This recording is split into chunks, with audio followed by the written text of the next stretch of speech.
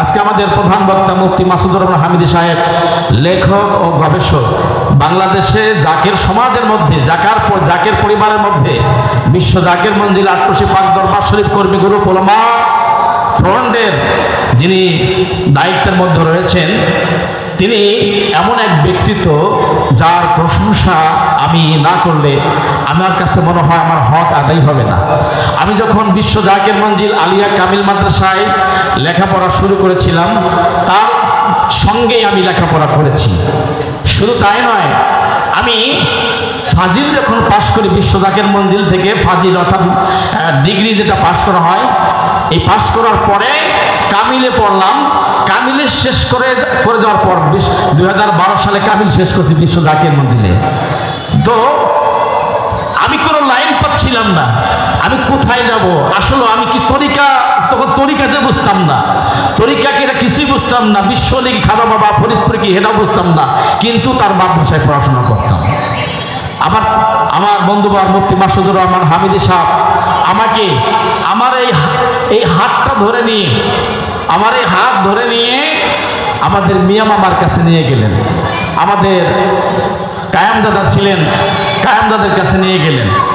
আর Hamidi সাহেব বললেন, মামা আমার ফ্রেন্ড আসাদুজ্জামান ও দরবার শরীফে খেদমত করতে চায়, আপনাকে একটু অনুমতি চায়।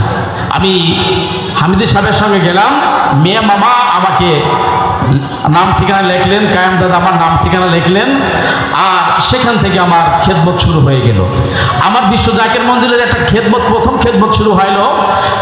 মিয়া মামা যখন 5 ওয়াক্ত নামাজে যাবেন, কায়াম দাদা হুকুম করে দিলেন, মিয়া মামার 5 ওয়াক্ত নামাজের যায় নামাজ তুমি বিছাইবা, আর মিয়া মামার নামাজ শেষ হয়ে যাবে আর তুমি যায় নামাজটা গোছাইকে হুজুরের শরীফে দিয়ে তারপর তোমার বিদায়। এটা আমার প্রথম ডিউটি ছিল। এর পর্যায়ক্রমে এই খেদমত চলতে চলতে প্রায় 1 বছর খেদমত চললো। এরপরে কায়াম দাদা বললেন যে এখন থেকে তুমি হুজুরের শরীফ বারান্দায় যাও, গ্রিল মুবারক মুসফা। আরেক বছর পরে এরপরে বললেন এরপরে ভিতরে হুজরা শরীফ মুসফা।